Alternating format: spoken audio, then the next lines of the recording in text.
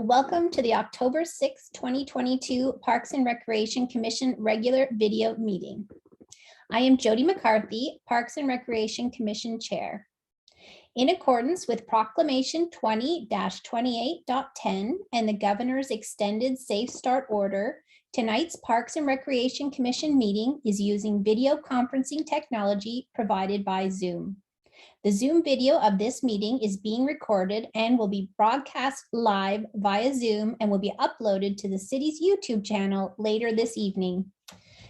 City staff and consultant guests are participating in tonight's meeting remotely.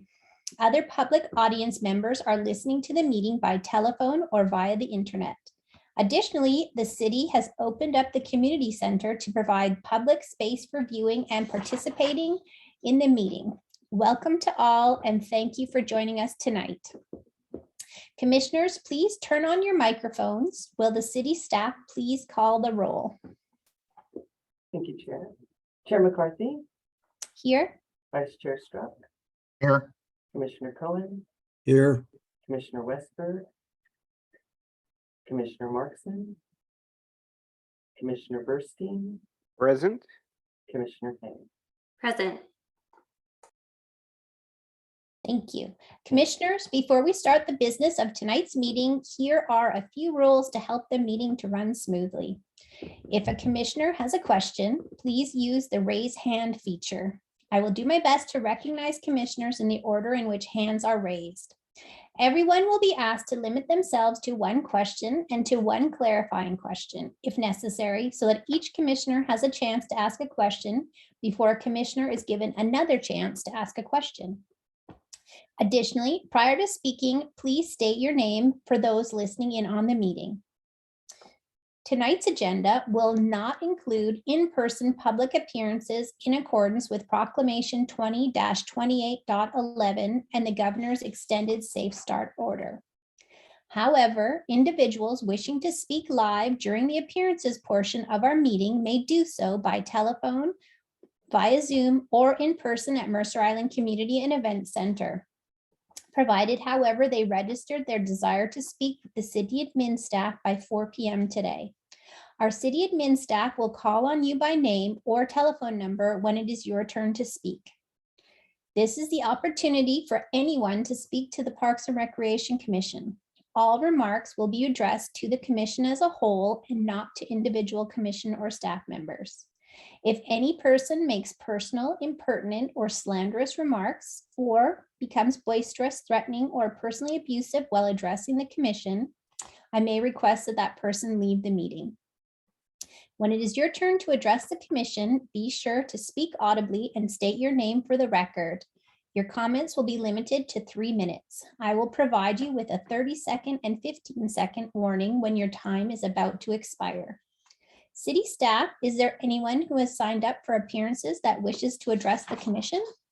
Yes, Chair. We have first up Brian Shears. Great. Brian, I'm promoting you to panelist.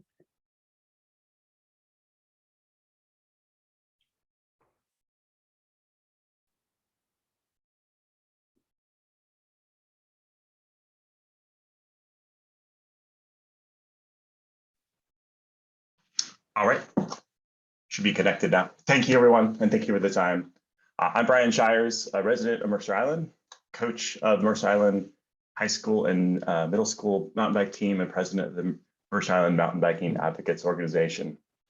I wanted to share my thoughts. The Bike Skills Area, or BSA, in the Upper Luther Burbank Park was closed 1 year ago, October 7th, 2021. Since that time, we've seen the situation evolved from a temporary closure to a new site selection process. While I'm disappointed in this extended period without a space for our kids, I'm hopeful that we can find a solution to meet the needs for Island youth. I'm supportive of the proposed location in Dean's Children's Park and believe it has good potential as a bike skills area. I was excited to see the initial survey work being completed in the area, and I look forward to the next steps of the process as the 30% design is completed and community engagement kicks in. Other communities in the region are making investments in biking facilities as the popularity of the sport continues to grow. Mercer Island should be investing in a bike skills area, which will be a valuable amenity to our community and meet the needs of our island youth on the island. A recent example is the opening just last weekend, or 2 weekends ago now, in Seattle's GC Trail, making trails available close to home for kids in Seattle.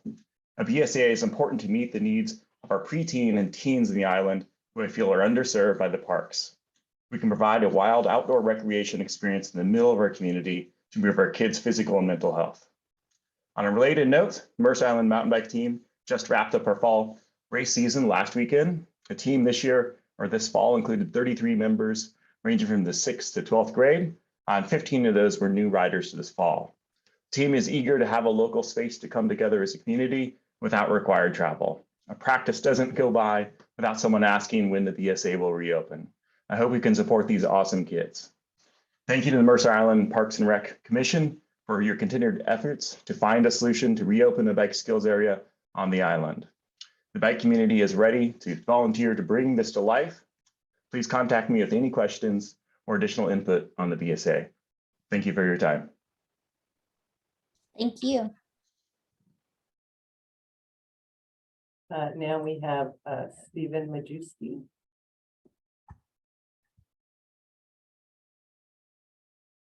Thank you.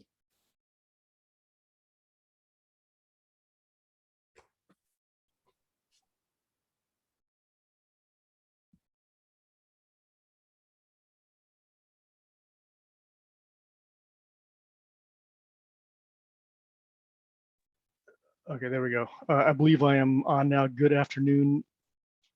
I am Stephen Majewski. I am a Mercer Island resident and a bicycle commuter.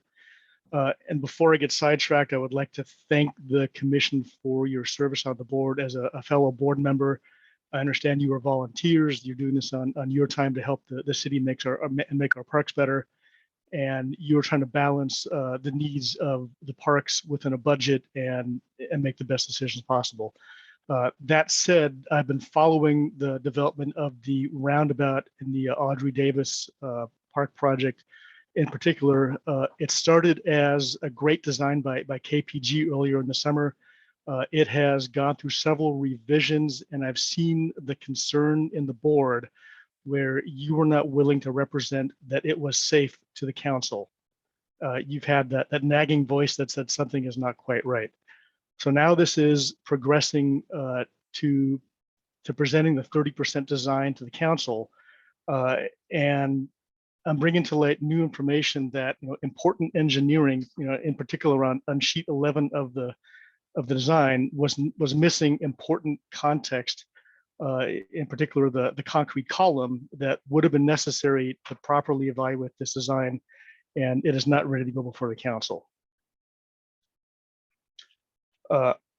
Adonis Gallardo, he is a gentleman that posted on Nextdoor back in June a lengthy description of an incident he had at the trail there. And Dan Thompson was nice enough to repost that at the Let's Talk site, the Audrey Davis Park public comment. I invite you to go there and read it for yourself. But what Adonis says is that he was riding on the trail. It was dusk or dark. He had his lights on, and he had a collision with some people that he didn't see. As a result of that collision, he sustained multiple broken bones and suffered quite severely. Further in that thread, a gentleman named Brian Orikawa said, "Hey, I had a collision there too. I was riding on the trail. It was dark. I had my light on, and a dog came from the shadow of my light. I had a collision with that dog because I couldn't see him. And I also sustained injuries, again, because there weren't lights." Amy 30 O. seconds. Amy O said, "Hey, this just shows the need for good lighting on that bike path." And this is before this came into vogue. So I urge you to reject this 30%, go back on the design and focus on what is safe. This is real testimony. So ignore the 40-mile-an-hour downhill nonsense and focus on what's really going to make this project safe.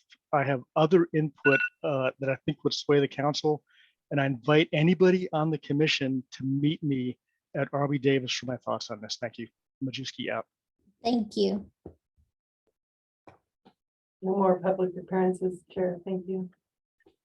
Thank you. All right. If there's no further Because there are no further appearances, and before we move forward to the first item of business, staff has requested to flip-flop tonight agenda items 3 and 4 to accommodate their schedules.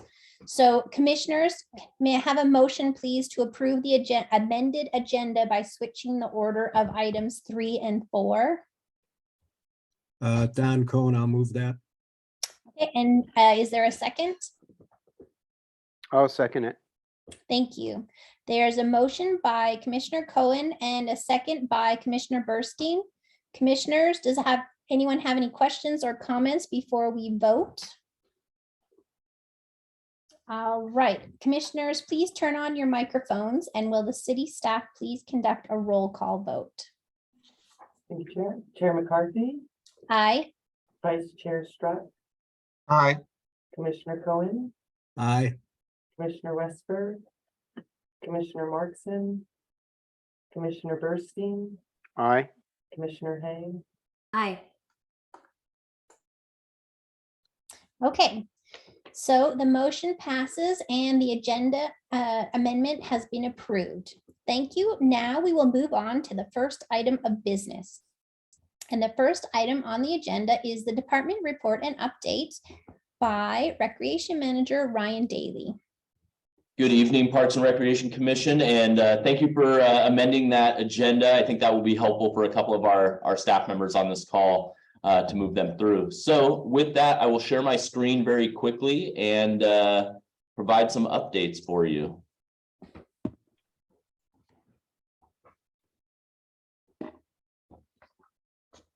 Let me know if you are seeing that.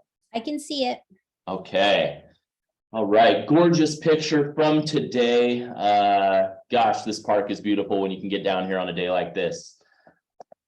Let's hope it progresses forward here. Come on. All right.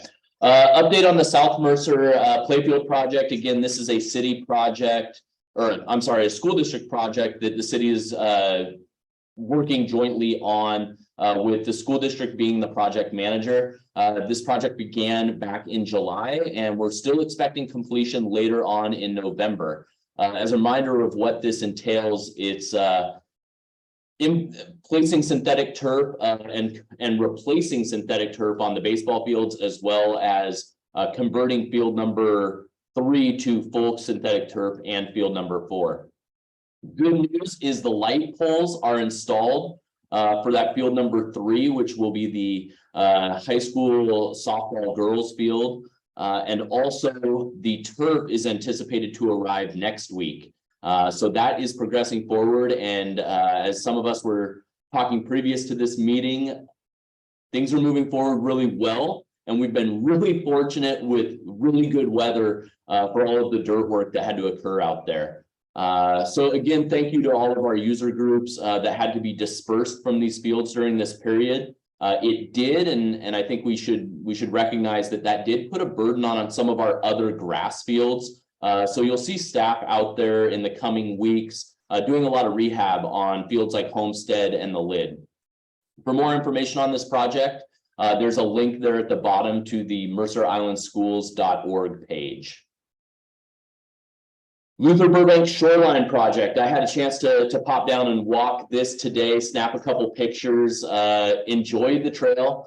This was a 2-year project, started this year, and we anticipate completion in 2023. The previous trail, if you know where that is, it's from the boiler building there to the swim area.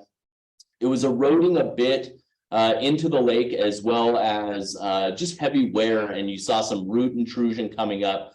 So this project is addressing some of those issues, as well as improving the lake area or the lake shore area right there with that it has fish habitat and whatnot within that space. We anticipated to make significant progress this summer. However, we did have a key staff member that provided leadership, field leadership to this project, except a position elsewhere in the city. So that left a bit of a void for this summer.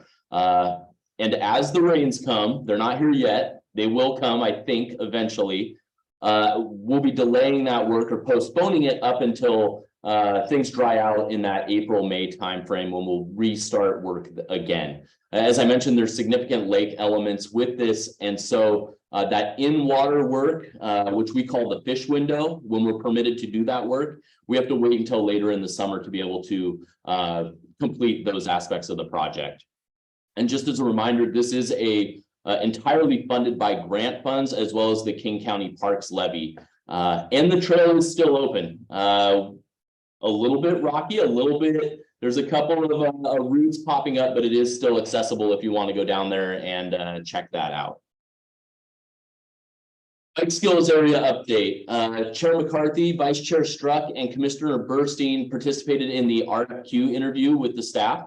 American Ramp Company was chosen as the consultant, and they have a really strong depth of knowledge in designing bike parks.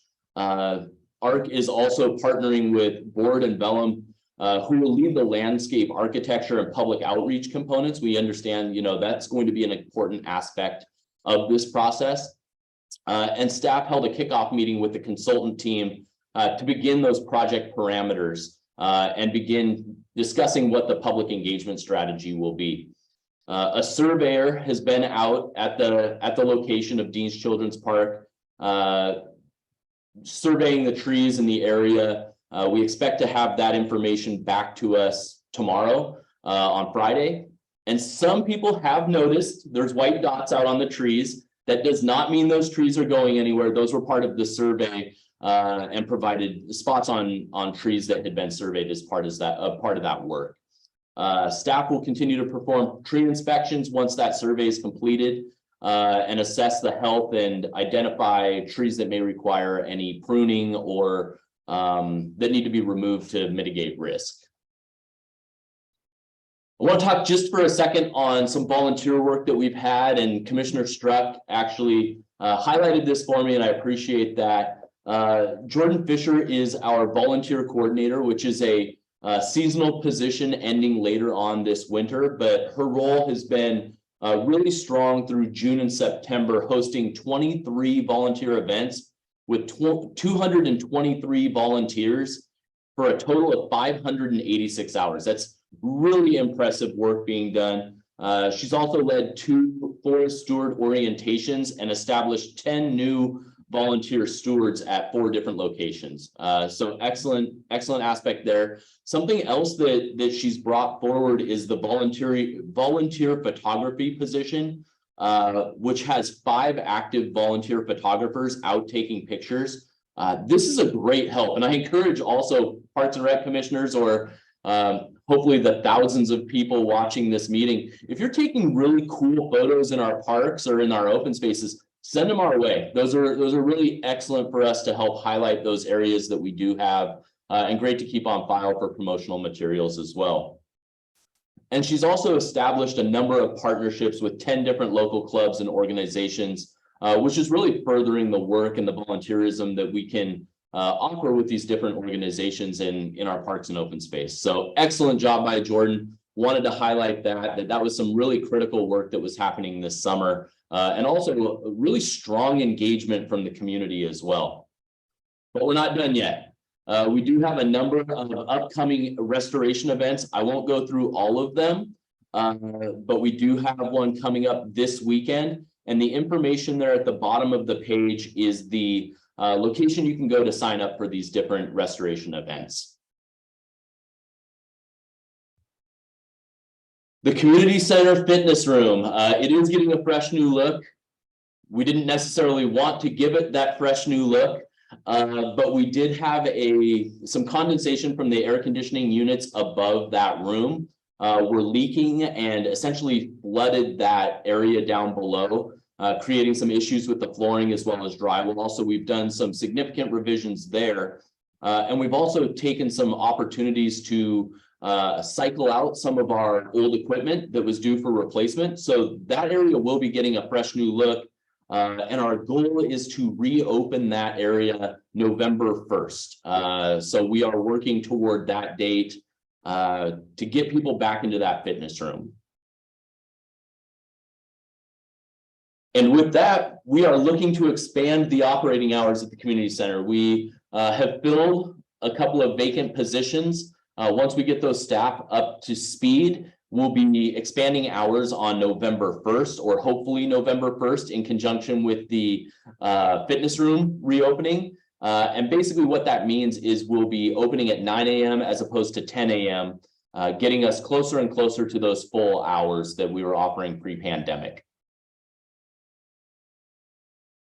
Celebrating art this October. You may not have known that October is National Arts and Humanities Month, and we are celebrating on Mercer Island arts and culture heritage all month, doing a number of different activities, working with the Arts Council as well to celebrate October as Arts and Humanities Month. Follow us on Instagram. If you are like me and don't have an Instagram, one of our staff members would be happy to assist you in setting up. But it is a great opportunity to view the different opportunities that we have on Mercer Island as it relates to arts and culture. Homecoming parade. It's homecoming week. This week, tomorrow is the parade, and it will take place. The route will be at Northwood is where it will start, and it will continue and end at the high school. This is coordinated by the school district, but our staff works really closely. Your recreation staff, your park staff, your right-of-way, police, fire, all play a hand in creating a safe route for this event to take place. It's gone really well, and a shout out to the school district and specifically the students who are hosting this year. Excellent work. The communication has been extremely strong, and that's something that is really critical to putting on a quality event and in partnership with the city. So just a shout out to them. Excellent job by the school district staff and by the students. Whoops. Oh no. It won't let me go back. There we go. Arbor Day. This we'll be celebrating the 6th year as a Tree City with our annual Arbor Day planting event. It'll be Saturday, that's next Saturday, October 15th from 10 to 1 at Mercerdale Park. It's a great opportunity. It is actually a lot of fun. You get to work really closely with your neighbors, do some good work in our parks. No experience necessary, but we do have gloves and shovels and tools and everything that you could possibly need. So you just need to show up and enjoy. There is a registration that is required, and that link is there below. Is it feeling like October's a busy month? Let's add one more event here. And we're really excited about this one.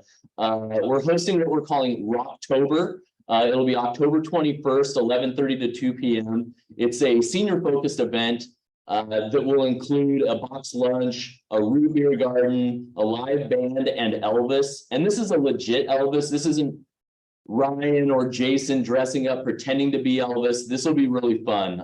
So we're really looking forward to getting our senior population back into the community center and using this event as a springboard toward what we're looking to accomplish in 2023. And that's diversifying the options and opportunities we have for that senior population, as well as our community as a whole there at the community center.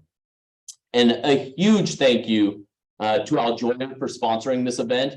This is something we actually just started planning last month, and they jumped up and were interested in sponsoring. So a huge shout out to them.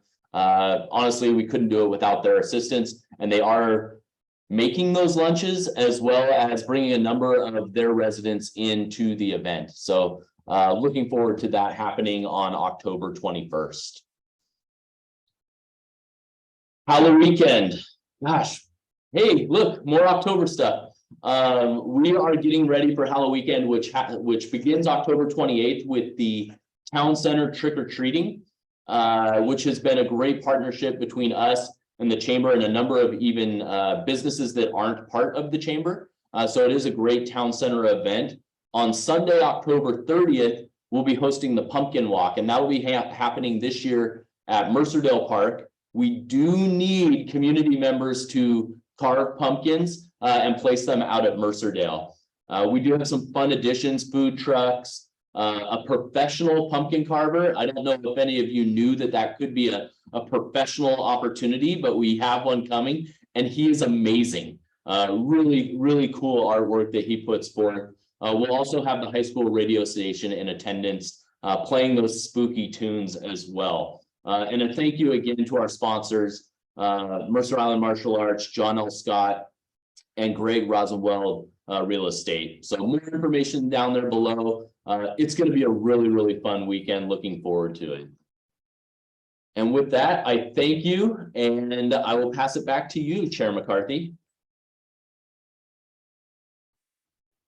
Thank you. That was a lot of information. Holy moly.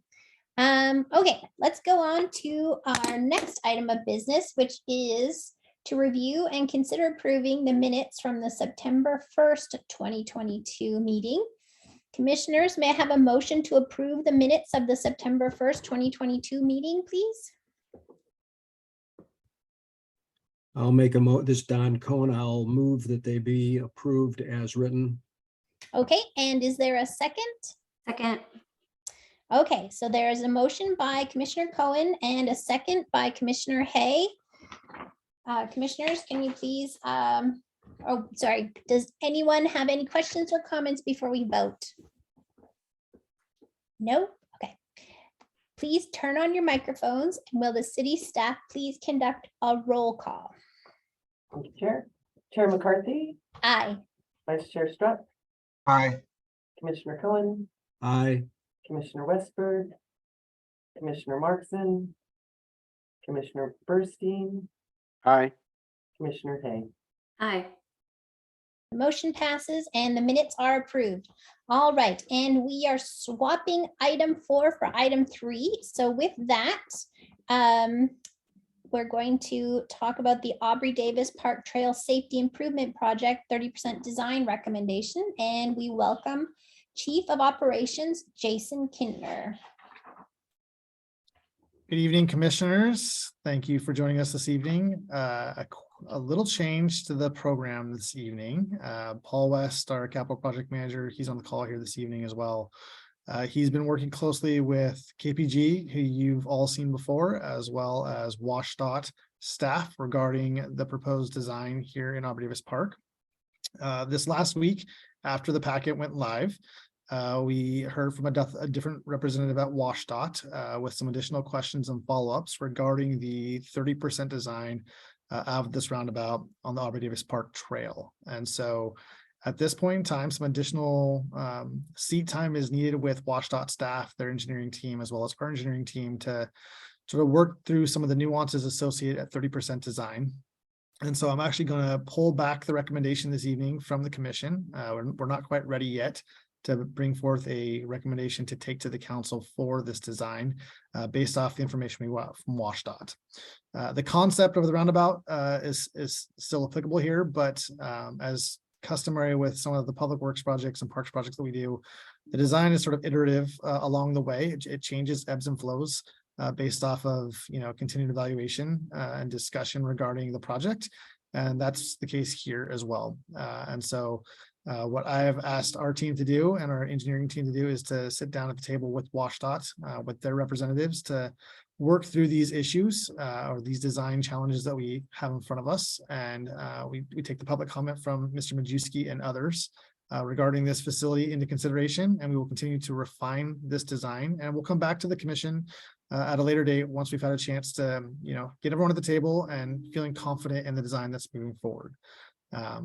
So with that, I'll pause. I know Paul's here as well. If there's questions from the commission, happy to answer them. But the short and sweet answer is we're gonna pull this back. We're gonna go back and meet with WashDOT and further refine this design before we bring it forward for a formal recommendation. Commissioner Cohen? Yes, Don Cohen. Thank you. I'm assuming, but I know you can't predict this, Jason, until you do what you just described you're going to do next. But I'm hopeful that given a little more time, given more input from WashDOT, given some of the considerations raised by bicycle users, that when we see this again, that maybe we'll be in a position to have some more definitive things, for example, on the curbing on lighting and things like that. Because of the time frame before, as you know, the subcommittee draft talked about, okay, here's some issues that we think need to be considered as this moves forward. So I'm not asking for a commitment from anybody on this because you can't predict it, but I'm hopeful that it will enable us to have a more definitive 30% design to consider the next time whenever it is that you ask us to consider it. Thank you. Yeah, absolutely understood. As I've said from the beginning, our goal with this project and all projects is to design the best project, the best, improvement for an area. And so certainly hear your comments here, Mr. Majewski's comments, as well as, we've received some written comments as well from Neighbors in Motion and others. So we are taking those into consideration, and certainly we'll bring back a more defined process or more defined project later on that can hopefully answer some of these questions. Thank you. Do you have any more questions, Commissioner Cohen? Oh, no, thank you, Jason. Thank you. Commissioner Hay. Thanks. I was wondering if you can speak to the elements of the design that still need refinement based on their comments so far. Which elements are they not okay with, or if you're able to share some further detail about WashDOT's comments on this. Paul, I don't know if you're on here in the background, if you want to speak to it, but essentially what it comes down to is there's been multiple reviewers of this at the WashDOT. WashDOT's had quite a bit of turnover as well in terms of their project team. And so a different reviewer had some different commentary on the roundabout, the application of the roundabout, the different features in the roundabout in particular that are, specific design elements. So it's just something that we work through. Paul, I don't know if you have any additional specifics you want to touch on. Go ahead, please. We have to meet with them to understand what their issues are. So no, we don't have a lot more detail at this point.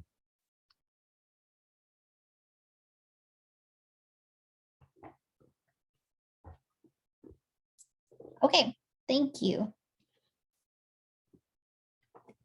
All right, any last comments from anyone, or should we move on to the next item of business? I'm not seeing any hands, so let's go on to our next item, which is the Park Improvement Gift Acceptance and Donor Recognition Policy. And we're going to welcome back Recreation Manager Ryan Daly and welcome Recreation Coordinator Eleanor Knight. Thank you, Chair McCarthy. And while Eleanor is bringing up the presentation, I'll make a couple quick statements. One, that is a mouthful of a policy. So we'll be talking a little bit about that and possibly renaming this policy. But what I really want to highlight is that tonight we are not looking for a finished policy.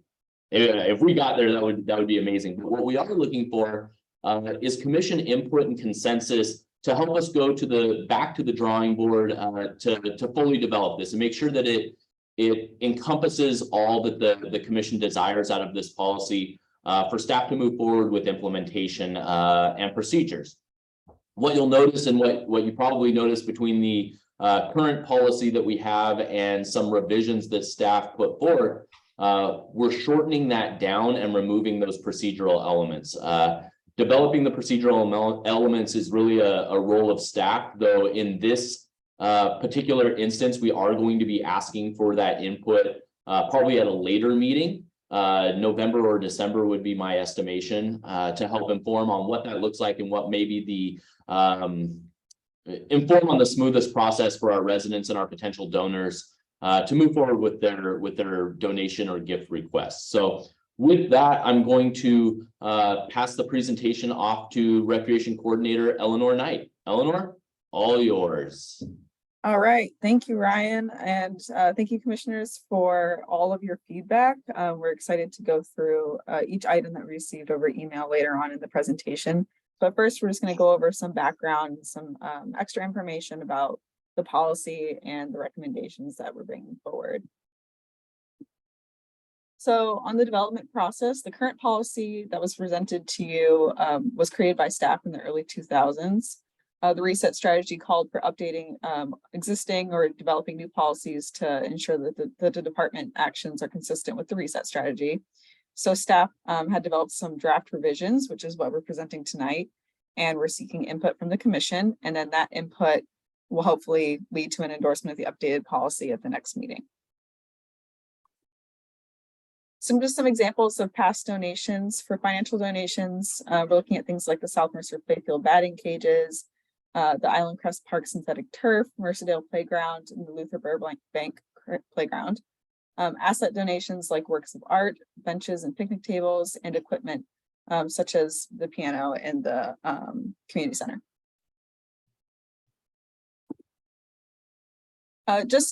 Just some information regarding city code. So monetary donations, the city manager is authorized to accept donations in any amount. If donations are conditioned on how to be spent, the city manager may accept for a city budgeted expenditure. City council approval is required for any donation of specific terms or conditions outside of the city budget.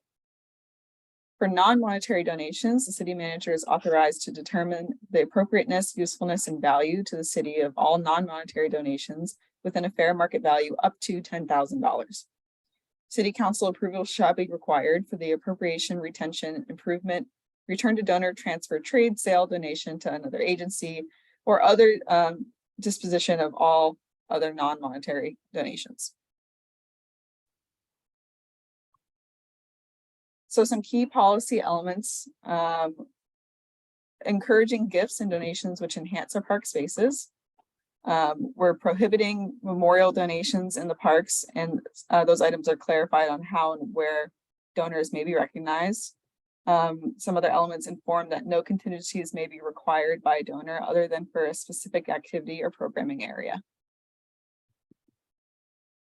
Other elements, so to limit the improvements to items that complement the designated location, to limit donor recognitions or improvements which alter the character of a space or detract from the characteristics of our parks. We also removed the procedural elements from the policies. That was that larger section, I believe it was section 5. Those are removed. And updating language to meet the standards of the department and to be inclusive of staff and Parks and Recreation Commission roles. So we have a couple of consensus questions. So what we're looking for here is a thumbs up, thumbs down regarding just the policy elements in their general form. First, should the department accept donations, including monetary, project-based, artistic, and/or equipment donations? I can't see everybody, but I think Ryan can. So he's keeping note of a thumbs up, thumbs down. I see a lot of thumbs. Yes, I saw 5 thumbs, I think. Okay. So this is more of a question, not necessarily a consensus. We'd love to have a little feedback. Are there donations, gifts, or projects that should be more strongly clarified for rejection within the policy?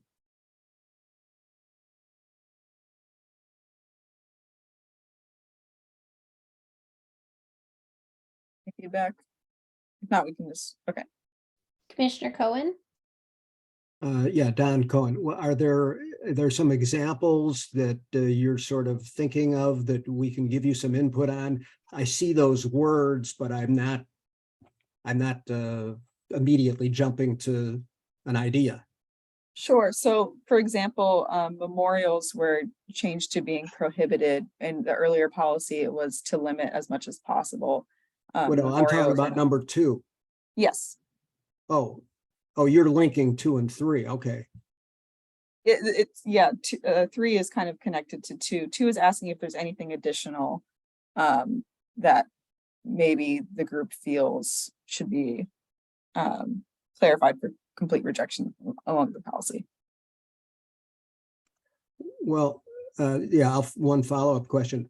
I don't know, like, you can't have political things, right? Right. Are there any other ones that are sort of close calls? Not put aside memorials, we'll get to that. Are there any others that are close calls that staff would like some input on? Number 2? I'll jump in here if I could, Chair McCarthy, Ryan Daly, Recreation Manager. Currently, the policy really relies on, what's within master plans, what may not be may be inconsistent with department mission, things like that. I guess the question we're posing to the commission, and this does not have to be answered tonight, obviously, some of these are things to think about as we move forward, but are there specific elements or gifts or donations that we should outright call out? I honestly don't believe that there are beyond what's already within the policy, but something we want to propose to the commission in case there is something very strong that the commission has a feel about. Okay, Counselor Reynolds. Hi, Councilmember Reynolds. Couple of things that are related. The agenda packet includes both the current policy and the proposed policy, I believe. When we say more strongly, do we mean more strongly than in the current policy or more strongly than in the proposed policy? What are we comparing to? In the proposed policy. So you're wondering if it should be more strong than what the proposed policy says? Yes. Okay, second and related question. The cover memo for this indicates that the current policy comes first and then the proposed, but it looks like it's actually the other way around. Is the proposed one the one that's coming first? Did they get flopped in the They packet? might have gotten flopped in the packet. The current policy would show an effective date, or the current policy doesn't show an effective date at the top. The revised draft policy says draft across it and has an effective date of 2023. Okay, that's right. That revised one comes first in the pack, at least in the packet that I have, which is opposite of what the cover memo said. So I just wanted to make sure. Thank you for catching that. Okay, thank you.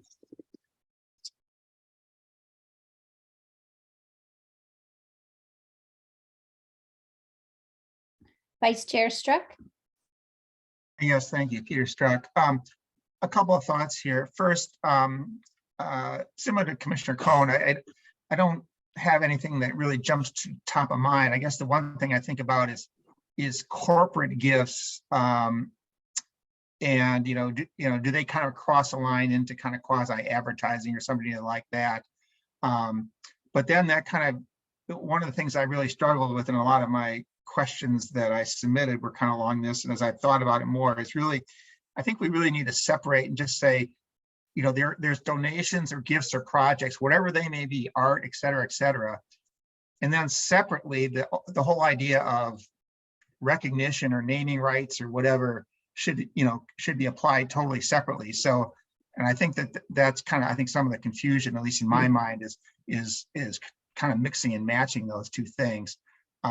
So if you kind of take away the naming issue or the recognition issue under this number 2, the only thing I could think of is, should there be a different set of rules for corporate gifts? I'm not sure there should be, but I just raised the question. Well, that's great, because the corporate donation policy, which is yet to be developed, is going to be combined with the naming rights policy, which is also yet to be developed.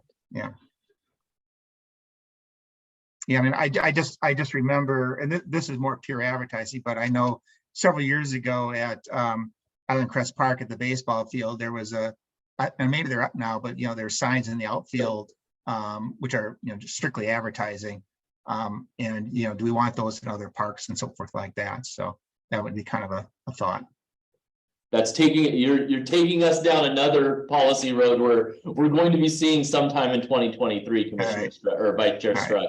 Okay. I think you're right on there. I would be interested in the commission on a point you made that is escaping me right now. I guess it would be pulling out some of those policy elements that are within this and separating it into separate policies, if that's more helpful, or if that feels like something the commission has a desire to see.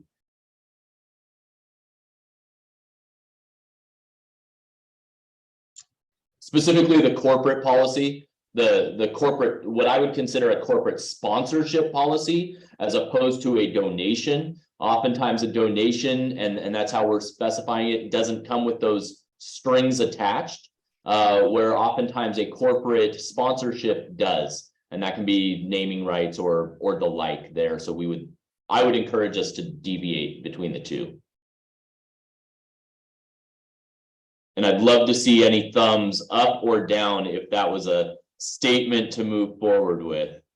Yeah, I think so. Okay. That's helpful. Well, Don Cohn, can we have a little more discussion before you take a vote on that point, or tentative vote? May I? So you said corporate sponsorship, like naming rights and the like. What are some other examples, Ryan, of corporate sponsorships? Some of us mere mortals don't. This isn't our whole life, and I'm not sure what that means. Currently, your Parks and Recreation Department does not do much in the way of corporate sponsorships other than for your specific events is sort of the area you see that most, like when I was mentioning Aljoya and their program donation or program sponsorship and what they get out of that. You could see it at Summer Celebration when we go through the sponsorships and potential recognitions that occurred there. Oftentimes your corporate sponsors are much more advertising oriented in the outcomes that they wish to desire or wish to see. Your donations, which is really what we're focused on in this conversation tonight, is focused on those items that are donated to the city and what level of recognition we might be comfortable. One, what are we comfortable accepting? But then two, what level of recognition to those donors are we comfortable displaying within our park system? And that's where we were going with the memorials or the plaques and whatnot. Was that helpful? Yes, Don Cohn, yes. If I can ask a follow-up question. So for example, what would this proposed policy, how would this proposed policy treat having, let's say at the, I don't even know if we have this, at the new park, at the new playground, having a tasteful plaque or sign that said, made possible through the generosity of so-and-so Incorporated. Can you do that? Can you do that now? Could you do it under the new policy? And should we? The should we, I will let the commission have that conversation. The could they, you know, on a specific project, we oftentimes lay out those parameters. In this situation, we work with MIPA, with the Mercer Playground, for benches and things of that nature, and sort of specified what could be allowed on the plaque. Currently, what we're putting forth, I guess I should say, is that the donor recognition objects would be limited to donated by, it could be so-and-so Inc. or something like that. If we're comfortable with that as a commission to maintain that. Or if we wanted to be more stringent on what's allowed on those donor recognition plaques, we could certainly do that. And I could come back with some examples of what you see elsewhere.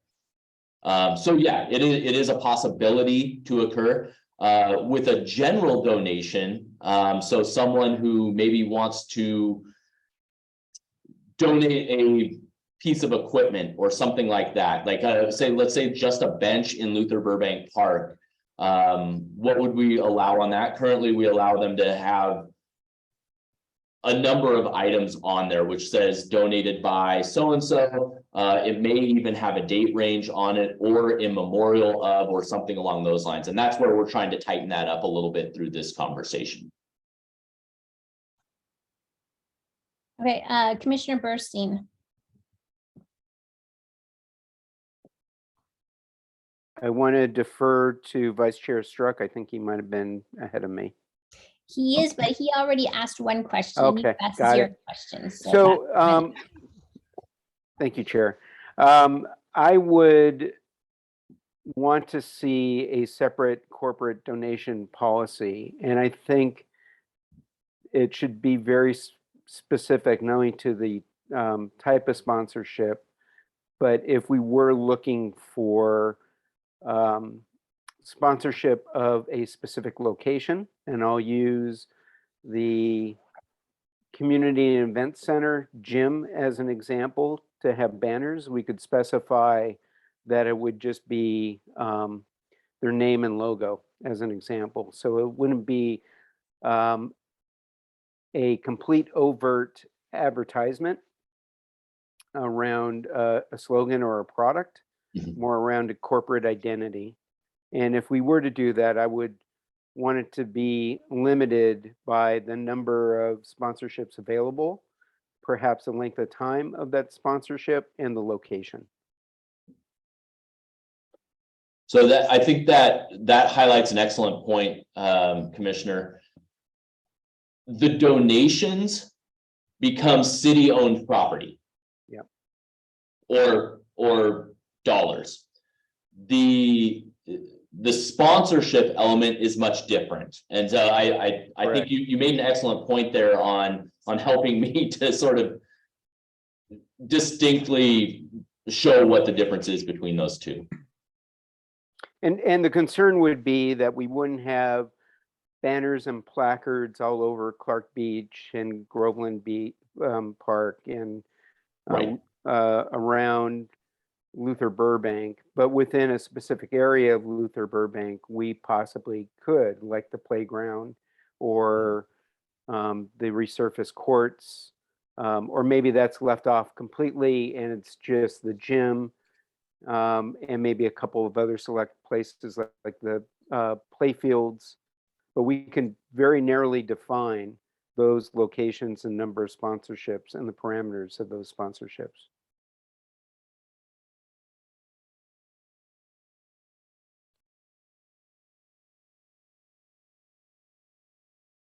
Great. I love it. Keep the questions coming. Vice Chair Struck.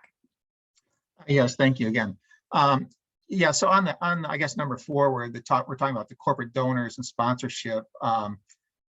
At this point, my thought would be is let's create a separate policy and look, and once it's created, let's look at it and see, does it make sense to combine it in some form or fashion? Probably not, but I would defer any final thought on that until I actually saw what it looked like. But I think Paul and others have made a number of good points. So are we ready? I don't know. I have some thoughts on number 3, but I'll hop back in the queue if that's okay. Yeah, go for 3. I was wondering about 3 as well. Yeah, so I guess I'm leaning more to perhaps being a little bit more lenient or less restrictive, maybe the current policy. As I mentioned in one of my comments, I mean, I think this is a pretty standard thing. I see it in many parks, around the country and so forth. And quite frankly, I kind of enjoy going and looking and seeing what people have to say. Some of them are, loyal, some are, have really nice little sayings about, longtime park user, but, a lot of different things. And so to kind of stifle that creativity by just a, kind of a broad-based prohibition, as I said, I'm probably leaning against something like that. Thank you. Thank you. I know I was just wondering why we should prohibit the memorials. Ryan, could you speak to that, please? Or Eleanor? This is something I think a lot of parks and recreation agencies are struggling with in their park system.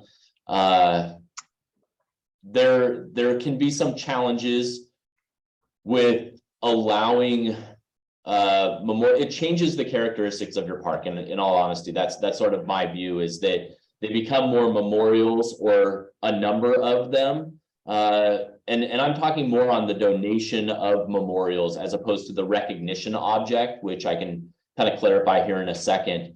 Memorials to me are much more similar to what you might see in cemeteries, and it can creep in and have that feel of your park. Now, are there ways to avoid that? Absolutely, and that's the conversation I would like to have here. Is what are we comfortable with as a Parks Commission? What would you like your parks to look like or continue to look like? And thinking where we would be in 10 or 15 years if we were to allow memorials. I don't know, honestly, that we get a lot of these requests currently. So it is something to kind of get out in front of. On the other side of your actual memorials, you have what we're calling the donor recognition objects. And so when you donate a bench or something, it comes with that plaque. Whether or not that plaque should include what we would consider, memorial in nature wording or something like that. And so that's what I would like to hear feedback from the Parks Commission of what your view is on that, or if we should go toward a wording for memorials like to limit when possible or something along those lines. If we wanted to leave that loophole in there for a review process, I think that could be completely appropriate. The other part is if a memorial was to be donated, going back to how you start to go into procedural elements, and I wasn't gonna go there tonight, but our review goes through, I would say, in a situation like a large scale memorial or something, that's going to come through the Parks Commission anyway for review and evaluation, and probably a recommendation as to whether or not city council should accept that type of a donation. Assuming that it's more than $10,000 in value. Okay, got it. Commissioner Cohen. Thank you, Don Cohen. Thank you for that clarification. I must have missed, I didn't realize, Ryan, that memorial meant something like a gravestone, which might be great for some of your Halloween celebrations. But that aside, I don't see why we would want to have what you now have helped me understand memorials to be. I feel differently about plaques on benches for two reasons. One is the reason that Peter Struck mentioned, just that it kind of personalizes it. It probably encourages people to donate some of those things. You can and how you determine what is a memorial in nature or not. I mean, somebody's got one in Pioneer Park that says so-and-so, many miles, many dogs, something like that, which I assume is a memorial, but I don't really know for sure. The bench that my family and close friends donated years ago says dedicated to everyone who cares about the preservation of Pioneer Park, family and friends of Don Cohen, and then it's got a month and a year. When I've gone by there sometimes and introduced myself to some people, they think I was dead already, which I disabuse them of. But so I think it winds up being sometimes difficult distinguishing what is or isn't. But I kind of have the same feeling that Peter does, that as long as there's a mechanism to screen out things that are outside of the character of what, the whatever your language is somewhere else, then I think at least we ought to be not prohibiting and probably not even doing what the current policy says, which is something like strongly discourage or something like that. Or maybe that's for memorials. I don't see. I'm confused. I was confused between those two. But anyway, those are my thoughts on that. Yeah, I think we need somebody to donate some memorial bike racks, it sounds like. Vice Chair Struck. Yeah, thank you. Yeah, I guess I appreciate Ryan's thoughts or help on the definitions of memorials. And I'm in concert with Commissioner Cohen on kind of that differentiation. And yeah, we don't want to have quote unquote kind of tombstone-like things sprouting up around the park, but some type of plaque on a park bench or whatever that's dignified and so forth. I think we should provide some flexibility there. Thank you. I agree. Councilmember Reynolds. Councilmember Reynolds here.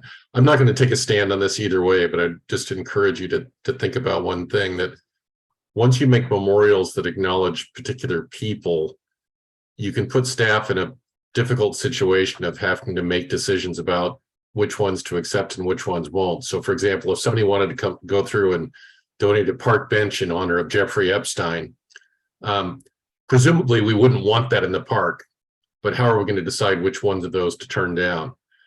Similarly, in a more real and specific example, Luther Burbank Park is named after Luther Burbank, who was a believer in eugenics and believed that we should have selective breeding of people to weed out the morally unfit. Nobody knows that, and I'm not necessarily advocating we try to change that right now, but other people that you honor might somehow get themselves in trouble and be judged by history in a way that we'd rather not have their name in our parks. But that said, I agree, the vast majority of time, I find them kind of interesting to look at, and I see them and I'm not offended by them most of the time, but you know, something to think about. Yep, that's a really excellent point. Commissioner Hay. Yeah, I appreciate that additional information about what we're talking about with the word memorials, and the extra clarification there was helpful. But I think that prohibited is such a strong word. We're saying it absolutely cannot happen ever using that word. So I think the current policy, which says strongly discourage, is adequate in my opinion. So I think that gives us a little bit of flexibility, because we do already have some memorials in the parks. I agree that we shouldn't have it everywhere, you know, springing up, 10 different ones in the park, that type of thing. But prohibited is an awfully strong word. So I'm not sure I would put that in the policy. Thank you. Does anybody else have any other questions, comments? I guess maybe we're now on to number 5. Does the commission agree with the policy elements? Almost, Chair McCarthy, if I could, Okay. I'm sorry to jump in again. It sounded like we had a consensus on memorials being permitted in a very limited fashion or something along those lines. I captured that accurately? I see a couple of heads nodding. I would say Okay. yes. Okay, that's helpful as we move forward. Thank you. Well, this is Don Cohen. Can I ask a question? Did you say that there are some memorials already in some of the parks? If you said that, can you give me some examples? I'm just not keying in my mind on that. Well, I think I'm understanding memorials as, like Aubrey Davis Park. I would call that a memorial. Is that accurate, Ryan? I would kind of go the other direction, that was more of a naming recognition because it wasn't a donation. Again, this policy is focused on just those donated items.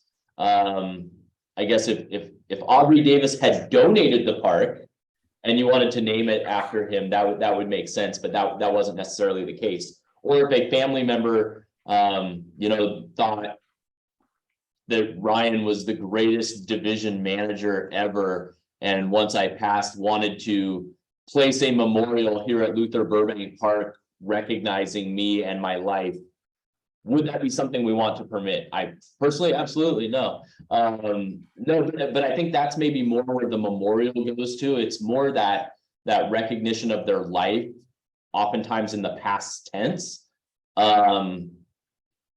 is where staff is looking at memorials from. I'll say I do agree with going with a lighter language in this, because once we say prohibited, it's prohibited.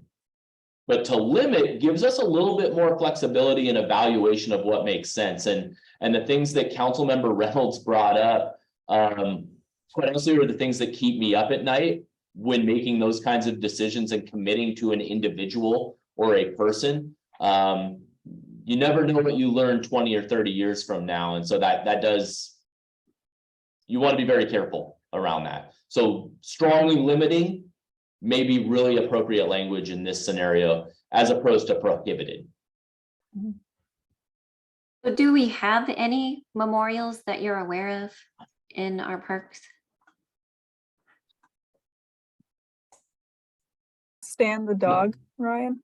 I would classify that more as a memorial art than it would be, an actual memorial.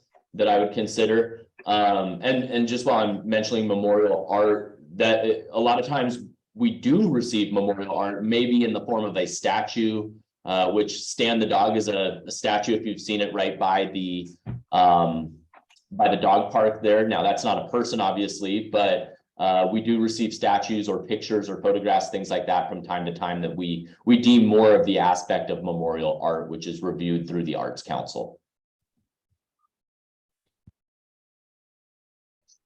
So we don't have any currently gravestones. Off the top, I can guarantee for a fact we don't have any gravestones. I need to look deeper to find out if there are what we would classify memorials in a park. I don't have one off the top of my head, though. Okay. Any last comments, Commissioner Hay? Okay, Commissioner Burstein. So yeah, there are a couple of memorials in Pioneer Park on benches, signified by them being in past tense. Yeah. So there are some examples, and that was going to be my next question. Do we have an inventory of donated plaques throughout the parks today that we can kind of review what's out there? We have a large inventory. Yes. Okay. Yeah, and so you mentioned Pioneer Park. Now they do have the Open Space Conservancy Trust for Pioneer Park and Ingstrom Open Space do have a separate set of policies for those spaces that they manage through the trust. Okay. Which is pretty strong, actually. There, and I can share that with the commission after this meeting, what those policies are. Specifically, they're geared toward benches primarily. And as you mentioned, the plaque, that's what we're classifying as the donor recognition object that we should talk about again, and we will here in a second, I think, of if we want to permit those to be in, as you said, the past tense, recognizing an individual's life or lifespan, I should say. Okay, Commissioner Cohen.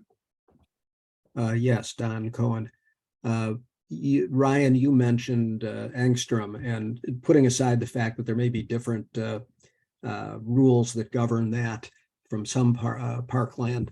If the Angstroms had come to the city whenever they came, 15 years ago, and offered to donate the thing that they donated and said, we'd like to put up a stone, a tasteful stone thing in memory of, I don't remember, I don't think they had any children, but in memory of our grand niece who was very close, and that I'm coming around to not favoring the prohibition language, and for this reason, as well as some of the other ones, having the limited circumstances.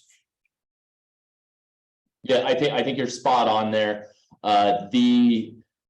The question, and we would call that the contingency, that donation may be contingent on that plaque or that recognition, and how that's developed or how that represents, and whether or not that is memorial in nature or recognition in nature, I think would be the question for the commission, what they feel most comfortable with. Again, going back to that language of to limit and things like that does give a little bit of that flexibility for really unique donations like that. We're saying across the board, we're accepting those donations, and that limitation or that lack of prohibition in there gives us that flexibility maybe to do what's right in that scenario. Okay, which a scenario like that is coming through the Parks and Recreation Commission and ultimately City Council. Okay, Vice Chair Struck.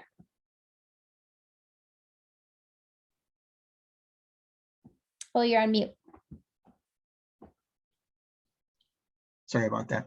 I think what would be very helpful for me, Ryan, is I know you said you probably weren't going to finalize things tonight, but if you could come up with, or staff could come up with some examples of quote unquote memorials and other things, and saying, here's kind of a spectrum, and our staff's thinking is, this would fly, this wouldn't fly. I mean, it would perhaps allow us to focus in a little bit better. And Yep. clearly, if there are examples within the current parks and open space system, I think that would be even better. And then the other thought I had or suggestion, you mentioned, the Conservancy Trust already has a policy, for their properties. I would think we would want to be fairly consistent between the two. And so maybe they already are, I don't know, but we probably should have that kind of tick and tide a little bit. And if there are major differences, we should be aware of them. Absolutely. Thank you. Commissioner Hay? Just one quick comment while we're talking about the memorial art, where memorial art is defined in this document.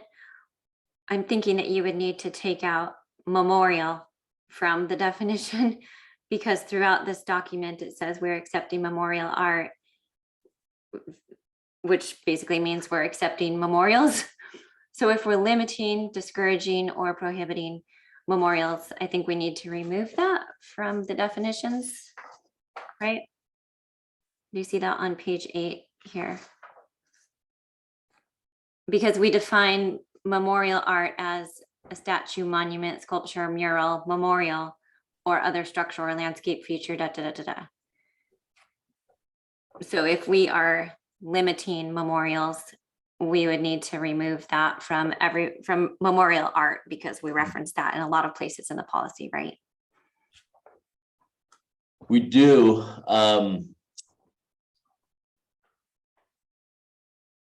I have a suggestion on the next page of what to do, of how to address specifically art in general, because we do. Sorry, I'm kind of deviating this off track a little bit. The Arts Council oversees all art acquisition that we have as a city. Within that, when they accept works of art, they're going through a little bit different of a separate process, and that is always accepted at the council level as well, which will have a photograph actually coming in the next month or so to city council to review. My suggestion would be to include memorial art or artwork within the gifts. Still define it, but include it in gifts, and it may be altering what we're classifying as memorial art. The way I look at memorial art would be a statue of a specific person that may be placed. So or thing. Let's Stan, the dog that I mentioned earlier down there. That's memorial artwork. That's memorializing that. A memorial, in my opinion, would be more like a space or a location that's devoted to an individual or something along those lines. That's not necessarily art, recognized as artwork. Does that help a little bit of how I'm kind of creating a distinction between what's art and what may be more of a specific memorial? And it is gray as all can be on this one. Yeah, I mean, that doesn't really clear it up, because if we're talking about, I understand what you're saying in concept completely, and the difference between memorial art and a memorial, but we are combining those in the definition of memorial art. And then we talk about later in this policy, it's all over, memorial art added to the policy here, that we are allowing it. We are allowing memorial art in 1.2, 1.3, 1.5. So I'm just curious why we would have memorial as part of the definition when we've clearly decided that's not something that we would allow in large volumes. Yeah, I think I understand what you're saying, in that having memorial objects included under memorial art should be removed. Yeah. Okay. Yeah. Okay.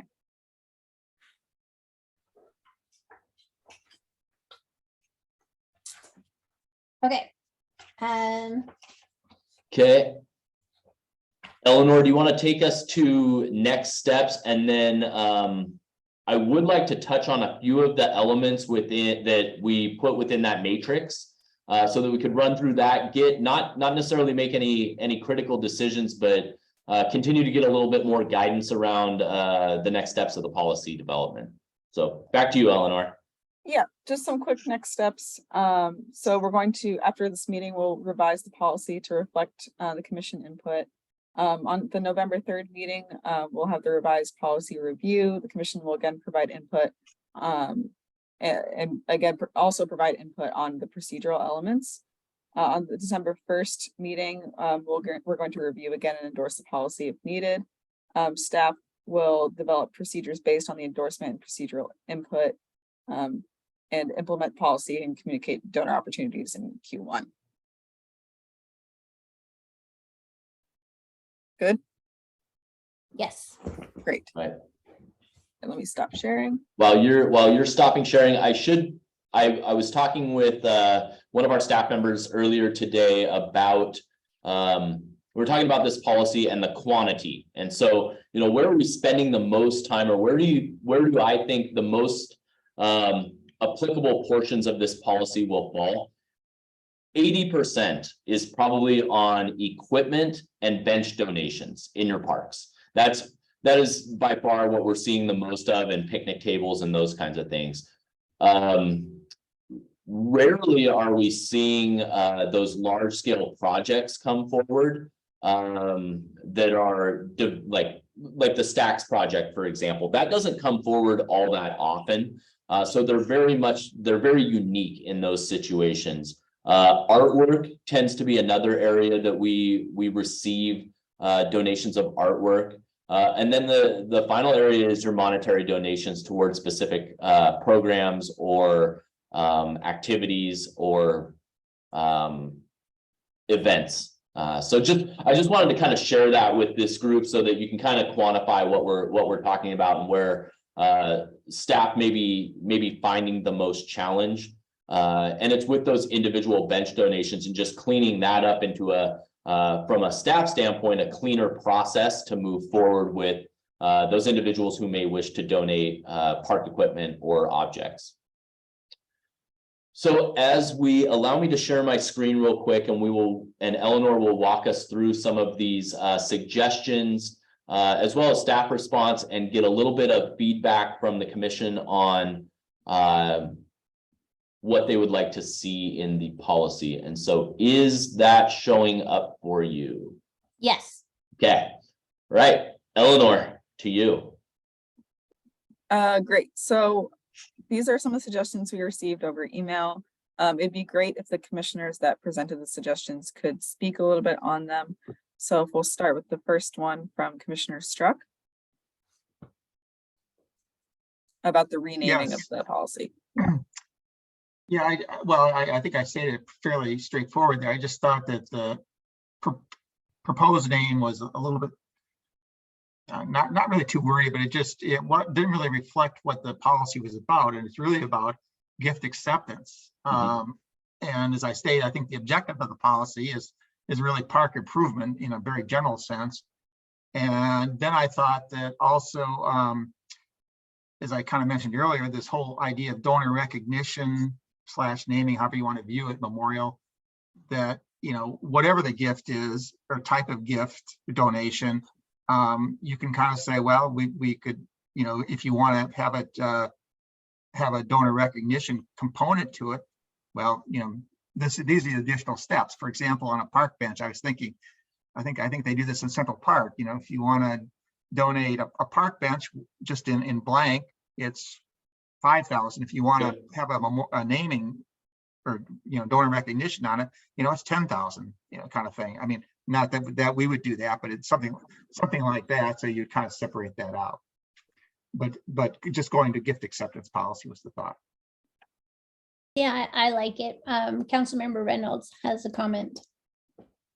Just I like the idea, but I think you need the word parks in there somewhere still, because we want to make clear if somebody decides to donate a street sweeper to the city or something silly like that, it's not intended to come under this policy, right?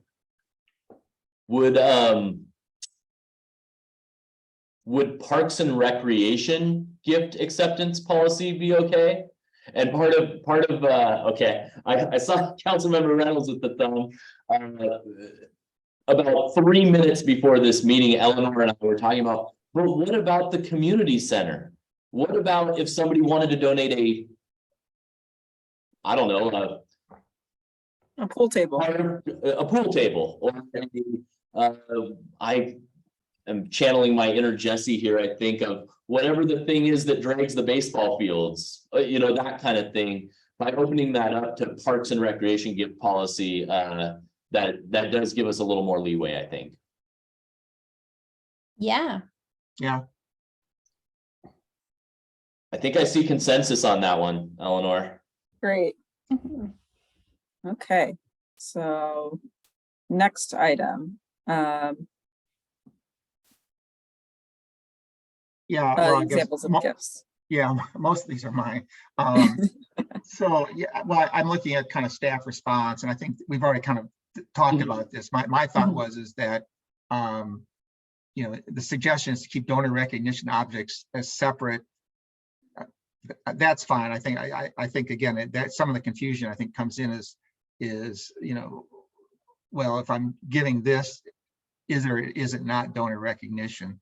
I would separate it out, but I'm fine with the staff response. Right. In line 5. Yeah. Again, I would just, when I read the term consistent with, that always kind of raises not red flags, but well, what do you really mean there? And I think that, again, they're going to spell it out in procedures and so forth. So again, that's fine. Right. We also, this was something that was talked about a little bit on our previous policy discussions as well. Consistent with mission, vision, values. It laid out quite a bit of criteria that would allow the department director to reject a donation with rationale. And, I think the Councilmember Reynolds, mention of Jeffrey Epstein or something along those lines. That's not consistent with our mission, vision, or values, and so that would be something we would disallow. Right. Sorry to interrupt, Eleanor. I just wanted to make sure, Councilmember Reynolds, that you didn't have another comment that you wanted to make. Yeah, just a quick one. I would encourage you to give some thought to the term consistent with, because I think in this context, it has a very different meaning from saying not inconsistent with. And I want you to make sure that consistent is what you mean. That's very helpful. I'm going to look at those other policies. We did have some good discussion around that as well. Excellent point. Yeah, I don't know what the right answer is, but I'll find it. Thank you. Line 6. Again, Vice Chair Stark. So again, this is really just more organization. I think that, those sections 1.3, 1.4, 1.5 all relate to kind of the acceptance of gifts in some form. And it just seemed like that we were repeating ourselves in this policy, 3 different times. So thought is you just kind of call the heading or the section acceptance of gifts, and then you could, kind of do subheadings as to the specifics of the various ones. Yeah, we agreed with that. Yeah. There was formatting change from the original policy, obviously, but definitely like organization could be improved. So thank you for that. Line 7. Yeah, so my thought, kind of came up about temporary gifts, which I guess is actually a loan of something as opposed to a gift. So maybe our donation. So this doesn't really apply to this policy, but I think that again, yeah, I think that's kind of what the staff response states. So that's fine. Great. And then I'll just kind of keep moving along on these items if it's okay. Number 8, can the city move or remove a gift for any reason? And the answer is yes. And I think that I concur with the staff thought about we should make that explicit, I guess, so that again, people there's no ambiguity. So I think that's fine. Number 9, again, this is just an organization piece, which I guess the staff agrees with. Oh, so this one, section number 10, section 1.6, the judgment of the director is the final say on rejection. And I wondered if, should there be a materiality threshold where the director would seek confirmation of their decision from the community or, something. And I guess I think about the Stacks project right now, because that's potentially probably a fairly sizable investment by a community member. And if the judgment of the director is to reject it, I would think that that would be something that would probably want to be, in my opinion, perhaps there would be some discussion about that. Obviously, if it's just picnic tables and the kind of run of the mill stuff, there's no issues there, but I think it's a materiality thing. So that would fall under city code. So we went over it really briefly in the slides earlier about monetary donations versus non-monetary donations and the threshold there with what has to be cleared by the city manager and city council. So it would be dependent on the size of the donation and the type of donation as well. Yeah, and that, excuse me, that was helpful, but that doesn't really address this issue that that's only the acceptance. Isn't this the rejection part of it? I think I'm sorry, Commissioner, Vice Chair Struck, gosh, all over the place. I think what you're saying is if Jason, as our department director, if I could use an example, if that Stacks project came across his desk and he said, nope, not taking it anywhere, basically, if sort of that immediate rejection without airing it to the community or something along those lines, is that kind of where you're? Yeah. That is the authority of the department director. It may not be the best idea if you're the department director to do that, but that authority does lie with them at this point. I'm happy to look and revisit this one in November. Maybe I can find some examples of other cities in the procedural process that may be able to put into the procedural element of this portion of the policy. Maybe I can come up with some examples or something along those lines. Well, I think the Stacks project is probably a perfect example, and I guess I would look to the other commissioners whether they think this suggestion makes sense or not. If everybody says no, let's just leave it as it is, I'm fine with that. I just raised the issue. Yeah. I don't want you to do extra work if everybody thinks this isn't an issue. Commissioner Cohen? Yeah, Don Cohen. I'm less concerned about putting something in that gives the proponent the opportunity to go to the community if the director rejects it. But is there not some sort of appeal process somewhere in the city documents that if the director rejects a project, that it can go to the commission, for example, and eventually to the council and then a hearing examiner, whatever all that stuff is? Isn't that somewhere? Not specific to donations, but you are spot on with the direction I would like to go with the procedure as an appeal process. Yeah, well, you ought to have some appeal process, or else you're setting yourself up for, at best, criticism. Exactly. And that was my whole thought. Thank you, Don. Does that just kind of consensus from the group kind of putting some work, I think, on the Parks Commission or maybe even a subcommittee or something along those lines we'll have to think about from a procedural element, but including that as a procedural element, would that be something the commission may desire? Yeah, I'd say. Okay.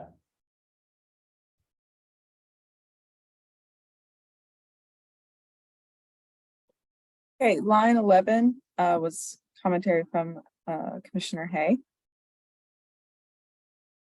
You want me to speak to that? Yes. Okay, we clarified a lot of this when Ryan defined memorial for us. So some of this is a non-issue, but my point in this was that we are adding memorial art, whereas the current policy just says gifts, park improvements, and donor recognition objects. Mhm. And that's because the current policy is called park improvement, gift acceptance, and donor recognition. So we reference those three things throughout the current policy in all of these bullet points. So that makes sense. But we are adding memorial art on this proposed policy. I actually like Peter's suggestion up in number 4, I think it is, where we just call it gifts. So we would be reflecting the title of this policy, just like we did in our current policy. Yeah, I don't think we have to spell it out every time in each of these bullet points: gifts, park improvements, memorial art, donor recognition. I like just calling it gifts because this is a gift acceptance policy. See a lot of heads shaking yes, so I think that's going to make this much more readable, if nothing else, once we move forward. So thank you. And then some of those specifics can be cleared up in the definitions where we lay it all out. Yeah. So it makes it a little bit more brief. Great, thank you. Commissioner Cohen? Yes, Don Cohen. I think when we discussed this, I think that first sentence in the staff response I don't think that's consistent, or let's put it this way, Yeah. in deference to the council member. I think it is not consistent or with the discussion we had. Because I think the gist, well, at least from those of us who spoke, was that if there was that kind of language on a bench or something like that, that we're willing to consider that, but not a tombstone memorial. That's helpful. I think staff got consensus from the commission on that to make those adjustments. Yeah.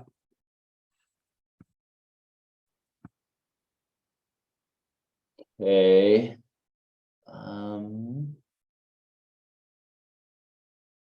We're on line 12.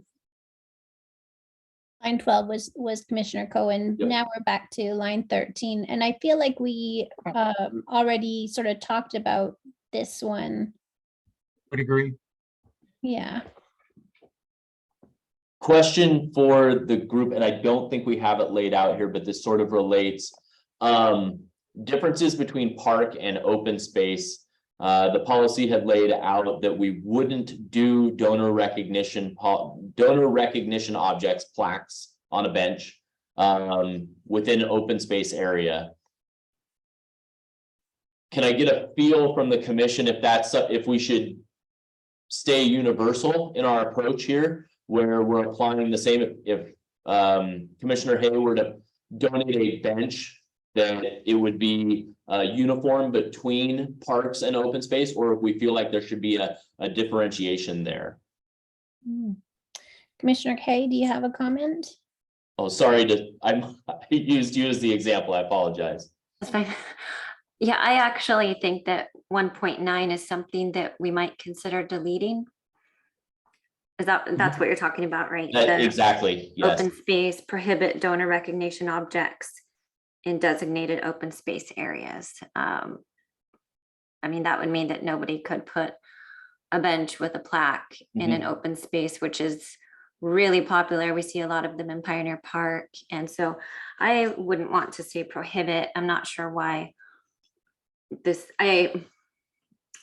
well, there's another section where we talk about open spaces and they kind of conflict. 1.8 and 1.9 seem to be conflicting at the moment.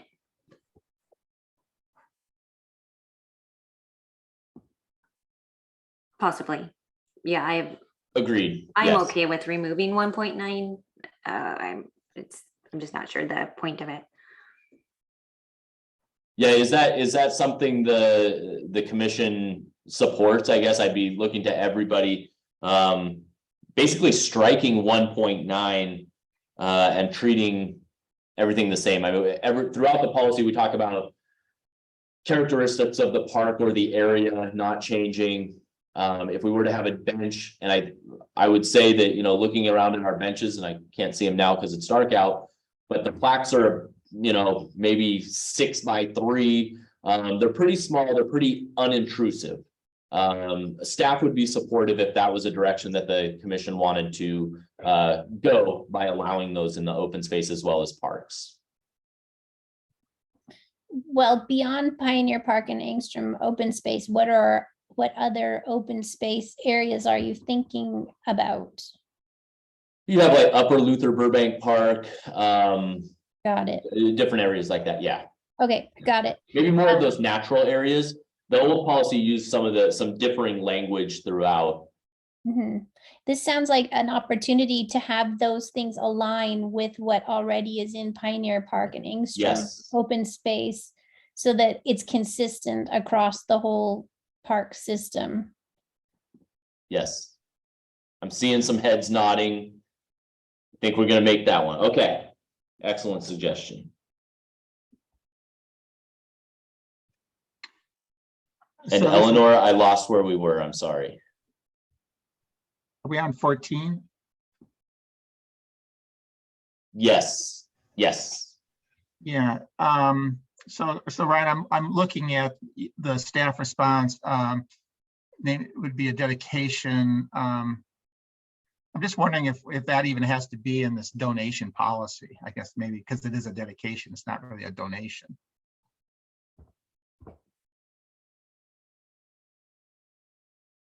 I don't think it does need to be in the policy, especially if we move forward with a subsequent policy that clarifies all of that. Yep, okay. Yep. All right. So I think 15 we just talked about. Mhm. So 16, which section 1.12, oh, this is the paver one and so forth. Let's see here. Oh, staff encourages commissioner input. I just kind of I thought about pavers and like in many of the schools they have pavers and so forth.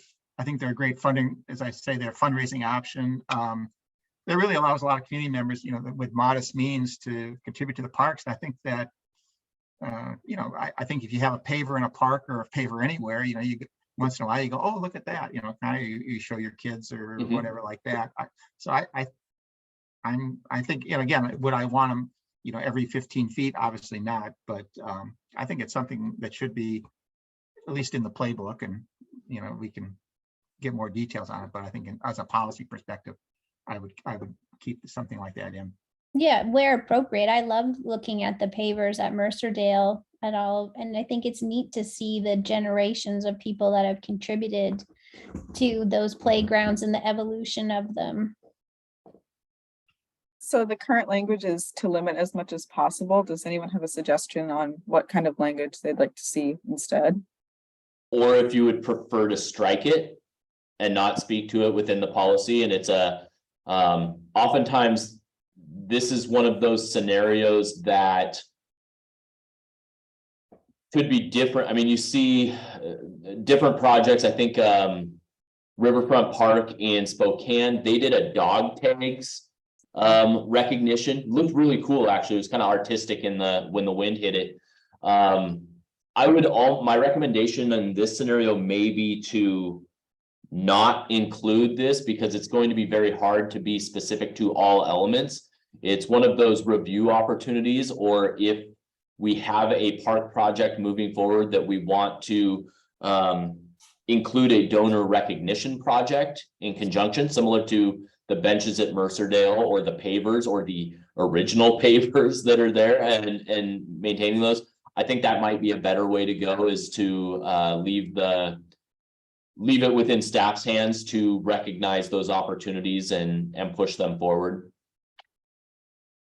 I guess the other side of the policy question would be if we wanted to include stronger language to encourage these types of opportunities. That could be an option as well. As essentially as a funding mechanism.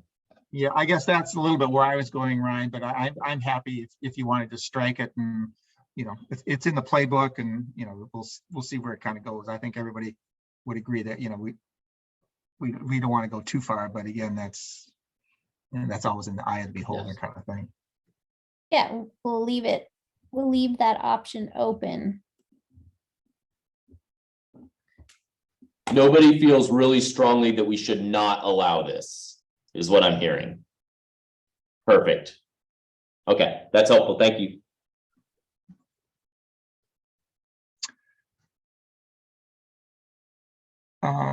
Let's see here. The 17.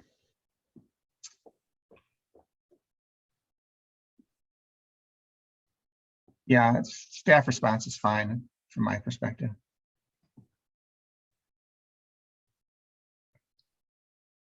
Okay. Yeah, I thought on 18, just to kind of this inventory requirement. I guess the question is how often, have you updated in the past? I just think saying, putting in annually, does that just create a work requirement that's not really necessary, and just saying periodically? So maybe sometimes you got to do it twice a year, and other times, every other year is fine. So excellent point. This aligns with other policies as well, throwing in periodically. I'll tell you, this is a commitment from your staff, though, that this needs to be done consistently. I will say we have fallen behind on what an actual bench costs.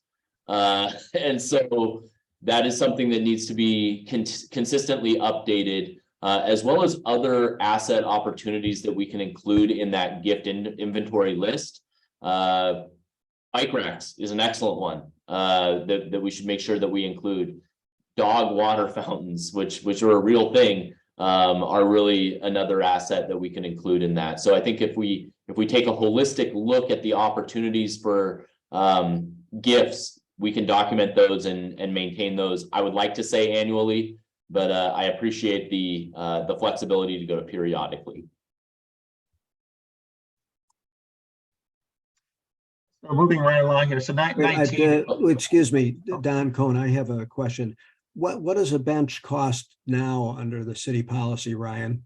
I believe it's $3,500 is the cost of the bench and installation. No, I'm talking about what does it cost to donate it? Is that the donation?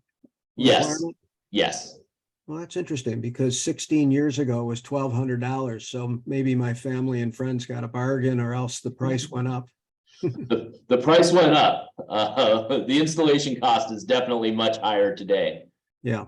Okay. Thank you. But we do want to, I think you make an excellent point, because I do want to make sure that our the opportunity to donate is there, affordable, and it is helping and meeting a need. But also the maintenance of a bench. The plaques are actually quite pricey. And from time to time they seem to be removed. So we want to make sure that we're purchasing quality materials to maintain those benches. Jody, I had a follow-up question on a little different point. When we were talking about open space a few minutes ago, this is Don Cohen. Does it say, does the new proposed policy reference that there are specific policies like for Pioneer Park, et cetera, et cetera? It doesn't yet. Okay, well, but I think those are excellent footnotes to attach to. Yeah, I think probably so, because unless it's changed, they have that policy about, not being in the interior that was adopted at one point and so forth. So.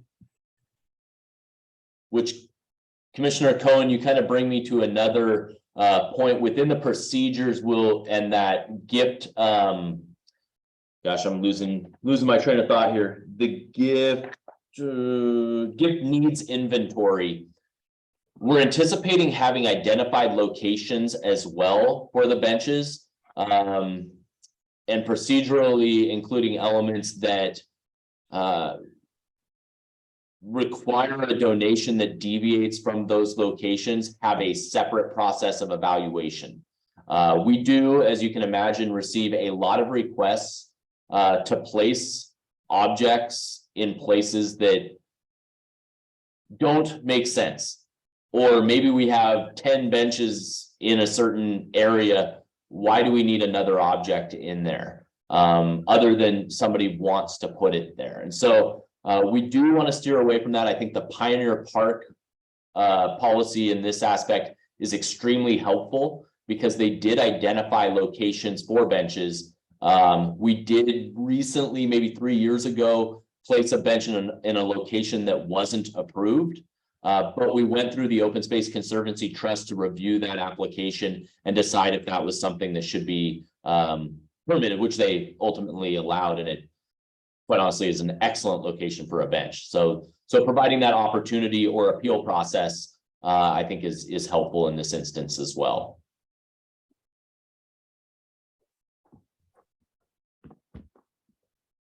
Okay, are we moving on now to the final number 20? Is that where we are? Well, and I think, yeah, I think 19, I think with that one's fine. And then 20, I think, sounds like, you know, we'll get a chance to at least take a look at it. So that's fine too. Yes.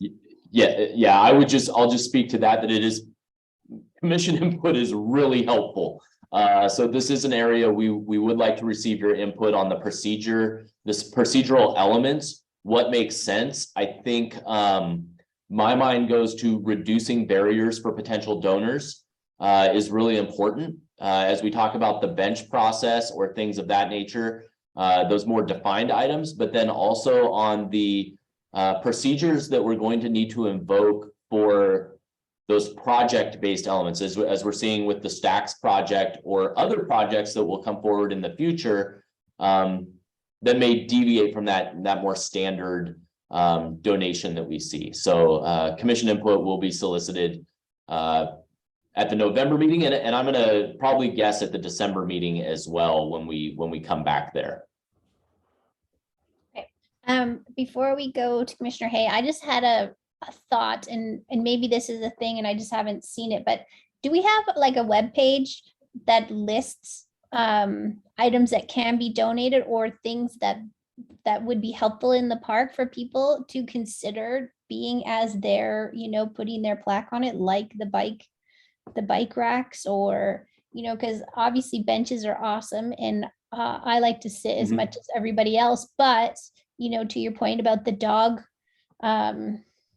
water fountains, Yeah. you know, and then we've got the bike racks. So like maybe we should have a page as part of the Parks Commission saying, if you are considering, you know, wanting to make a donation, here are some items that, you know, are needed in the parks right now, and maybe give like an approximate price for people so that instead of just coming to us with the wanting to put a plaque on the bench, they could be like, oh, hey, you know, I didn't even know that was a thing. I would love to do a dog water fountain.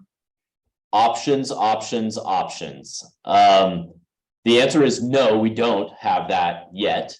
But as we develop this policy and we move to implementation in Q1 of 2023, it will be. That will be there. The ease of access, the sold or donated sign that goes across whatever that element is. So we can really, I mean, this is something we should be proud of as we check the boxes as we move forward and receive community support for these types of things.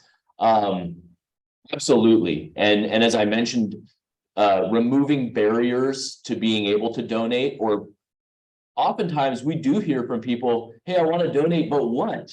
I don't know what I want to do. If we can provide those opportunities at a varying price point, I think that's a real opportunity for us to raise funds, but also meet a community need that we see. People want these objects and these recognitions to be placed in the parks, and so we're really enabling that through this. So excellent point, Chair.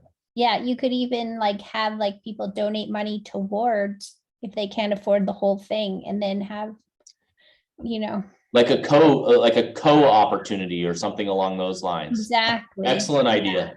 Yeah. That's getting a sticky note. Commissioner Hay.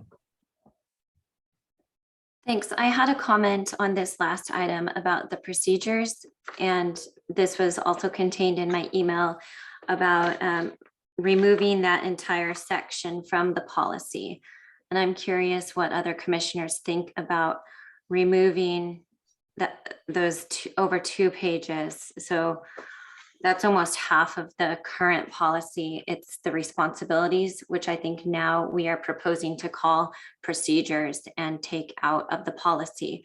So that's, in my opinion, the biggest change that we see between the current policy and the proposed policy. And I'm curious what people think about that. In particular, some of these really important points like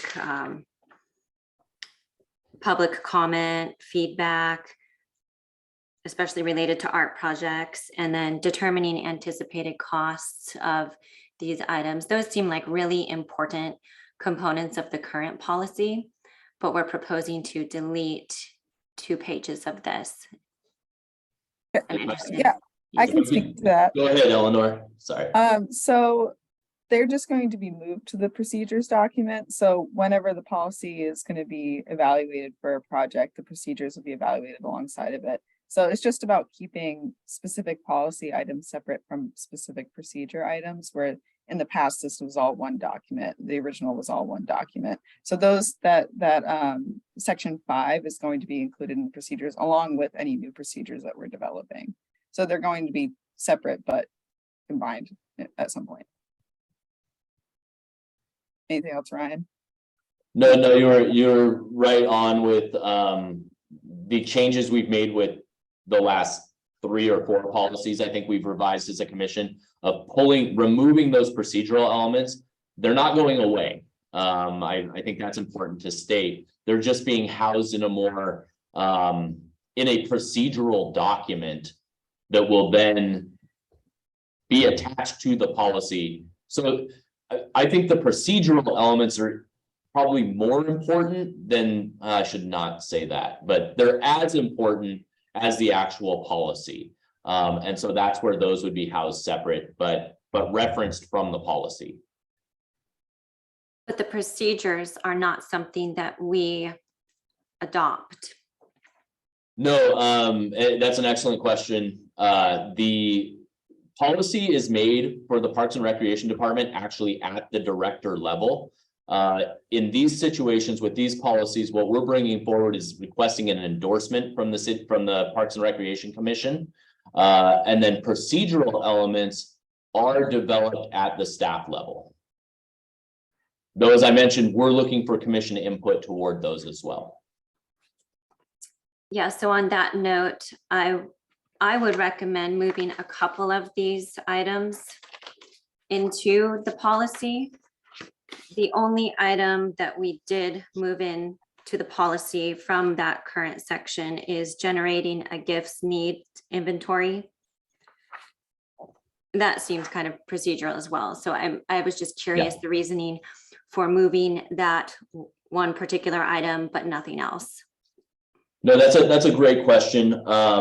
Something we kind of went back and forth on, but want to classify it as part of this policy. This policy is saying we will keep and maintain that gift needs inventory ongoing. Not how necessarily or what it is, but that it would be occurring. So I'm happy to remove it if the commission feels like that should be contained within a procedural element, but I wanted to highlight it within the policy was staff's feel.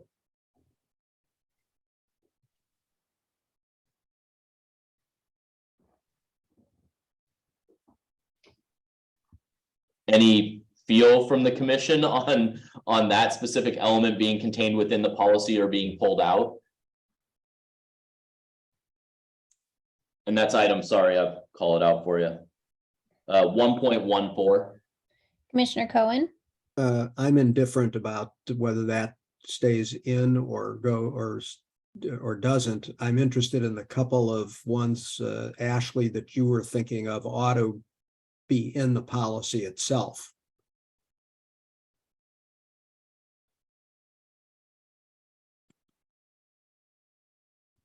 Do you want me to mention those ones? I circled a couple of these Yeah, that that I would help. thought were I pretty would- important. So looking at the current policy 5.3.4, 5.3.6, those were I the don't two I have that up. highlighted. Can you, I don't have that, this Don, I don't have that up Sure. right now. Can you just mention Yeah. what it's about? So the current policy has 5.3.4, ensuring that public comment and feedback is solicited and considered for all art and associated donor recognition objects by providing a public comment period, da, da, da, da, da, da. So then it talks about the process for collecting public comment. And I don't think we necessarily have to spell out the entire procedure for it, but I like including that element that we would, so that public comment and feedback would be solicited. That's one part I thought was important. And that was under 5.3, is that correct? That's 5.3.4 of the current policy. Mhm. Yeah, and that's the Arts Council, so that's not the Parks and Recreation Commission's purview. 5.3 is all the Arts Council, so they are getting, so that's a separate policy for them, Ryan, is that correct? It's a separate role. Yeah. It's a separate role and responsibility, which is procedural in how they evaluate works of art. Mhm. Yeah, which is why we removed it from this policy, Right. as well as that of the Parks and Recreation Commission, which isn't included in the current policy, or even the department director, I believe, other than having the authority to what their authority level is on rejecting projects. Got it. Yeah, the reason I think that's important is because that is the policy and procedure for, it's part of the policy and procedure for accepting gifts. And so it would fall under this gift policy. And removing it doesn't give, just not sure that it shows the full picture of how we would accept gifts, but if nobody else is worried about these things or doesn't think that's important, that's completely fine with me, and it would be contained in a procedures document, I guess. But yeah, maybe others are happy to delete that from this, and if that's the case, I rest my case. I just want to make sure like that that's still getting encompassed somewhere in the city. I mean, why, this is Don Cohn, why wouldn't we include something more generic that's not limited to the Arts Council stuff that just said to solicit community input where required by other policies or as appropriate or something like that?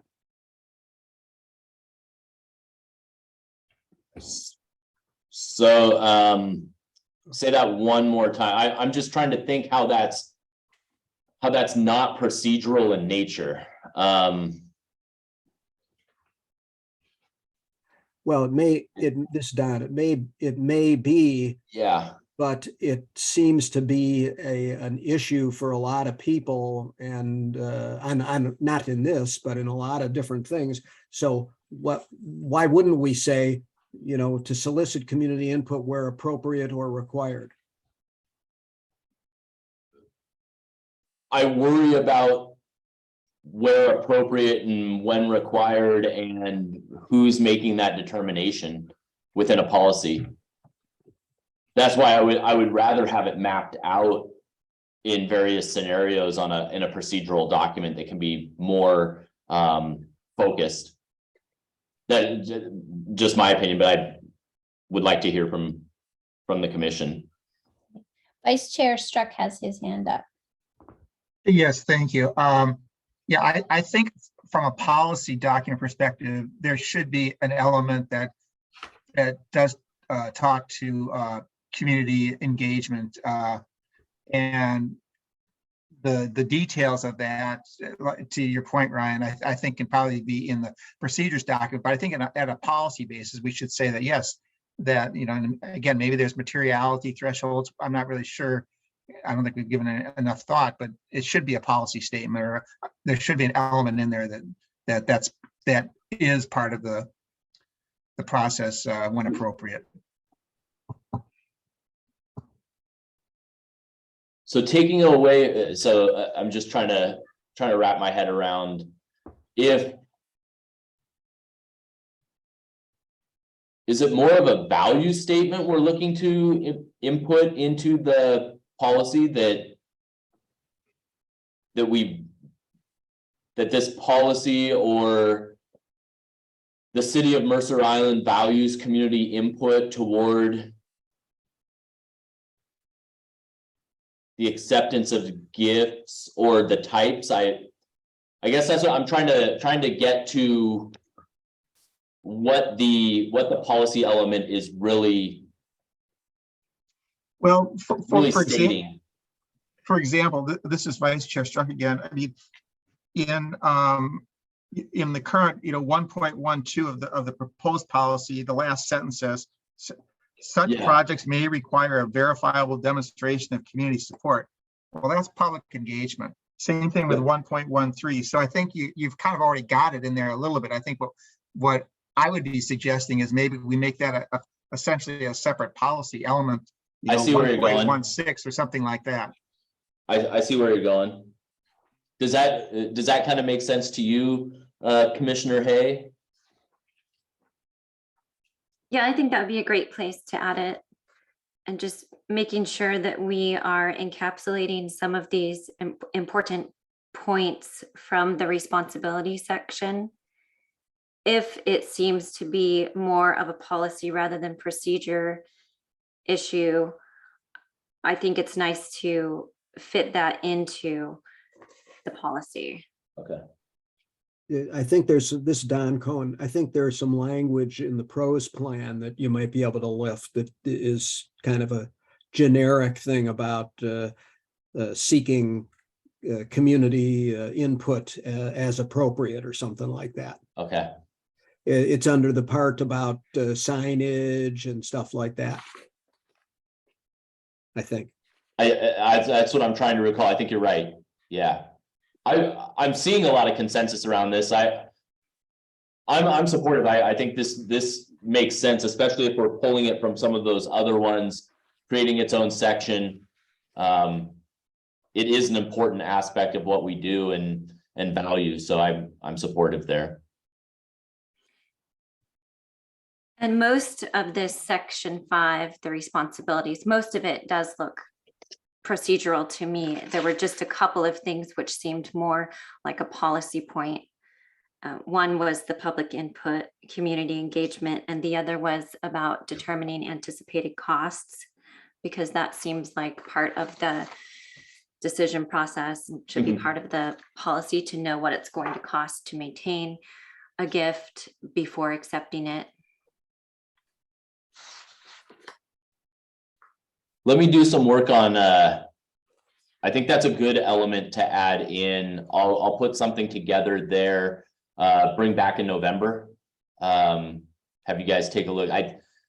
Commissioner Hay, I think that makes a lot of sense as a, qualifying factor, essentially. Great, thanks.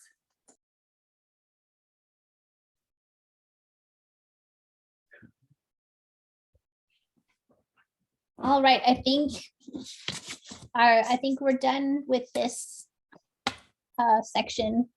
Is that correct? Do you have anything else to add, Ryan or Eleanor? I'll just say thank you. We threw a document in front of you kind of blank, and this, I think, went exactly how Eleanor and I were hoping to get consensus from the commission, as well as get a feel for what you were looking for. Puts us in a really great position to come back in November. So Eleanor, anything to add? No, just thank you for being so detailed and really looking at this closely. It really helps us a lot moving forward. Excellent. All right, we're going to move on to our 5th item of business then. If Ryan, if you could stop sharing your screen now. Oh, sorry. I apologize. I didn't realize that was up the whole time. Sorry. Okay, and we're throwing it back to you anyways, but it is our 2022 planning and meeting schedule update. Okay, well, I just talked a little bit about what you'd be seeing in November. We are also anticipating having a discussion around recreation services scholarships. This would be an item that we would discuss as a Parks and Rec Commission. Due to the budgetary impacts, it would then subsequently go to the city council. That's a ways off, I can tell you that, because we are doing some work behind the scenes to get some background on our what YFS provides, the Youth and Family Services, in relation to scholarships as well. So you'll recall scholarships was one of the first items that we brought back under the Recreation Reset Plan. And now we're looking at that policy as well of, what some of our limitations are and how maybe we can better serve the community. So look forward to a high level briefing on that in the November meeting. Additionally, I will be providing a proposed services memo at that meeting, kind of give you a heads up of what we're looking at for recreation, parks and recreation services in 2023. It will look very similar. Spoiler alert, it will look very similar to where we are now, but expanding on those services that we currently offer, specifically some of our partnership elements and how we can start to introduce recreation programming again to the community center, as well as within our park system and community as a whole. So wait for that one to come forward, and then I can talk about that a little bit more. And then we will wrap up in December, which with the Aubrey Davis Trail project and where we're at there, I see some shuffling around happening in December, but I will talk about that in November. So thank you. Thank you, Ryan. All right, our sixth item of business is commissioner reports and work plan updates. Commissioners, do you have anything to report? Oh, Commissioner Burstein. Just want to point out the escalating demand for pickleball on Mercer Island. A couple of weeks ago on Saturday, there were 27 people at Luther Burbank. For those of you who may not be aware, there are 3 courts at Luther Burbank that would service 12 players at any given time. So we had double capacity of players on the courts wanting to play. Fortunately, the games move very quickly. I think last Saturday, people have told me that there were 24 people. So again, double capacity. And even on a weekday, Monday, a week and a half ago, there were 20 people playing pickleball. So we're just seeing an uptick of new players showing up and consistent numbers. And that was just in the morning. There are players in the afternoon as well. I've started a public community called Dink on Mercer Island. It's in its formative stages, but that will be a way to funnel some of the public opinion back into the commission as we look at the resurfacing project at Luther Burbank or other policies that might affect pickleball. Great, thank you. You know, pickleball is hot right now. LeBron James is invested in a pickleball league now. So, and Drew Brees, he's part of that too. There you go. So it's for reals. Thank you, Commissioner Burstein. Anybody else have anything they want to add? No? Okay, well, the time now is 7:41. As a reminder, sorry, Ryan wants to say something. I always have something to say, but I'm gonna actually put Commissioner Hay on the spot. I didn't get a chance to include in my department report the blood drive that occurred today at the community center, and which is just a great partnership with the Mercer Island Preschool Association. So Commissioner Hay, if I can put you on the spot to tell us how it went. Yes, You're saving absolutely. Absolutely. It was great. So a huge shout out to the staff who helped to plan another wonderful blood drive. It was full. We had a lot of donors. We had volunteers, and the staff did an amazing job. So thank you for that. Thank you. That was worth it to be interrupted, Ryan and Ashley. Okay, As a reminder, the next regular Parks and Recreation Commission meeting is November 3rd, 2022 at 5:30 p.m. And the time now is 7:42 and this meeting is adjourned. However, as a reminder to commissioners, please stay seated until the city staff has terminated the Zoom broadcast. Good evening and stay safe and healthy.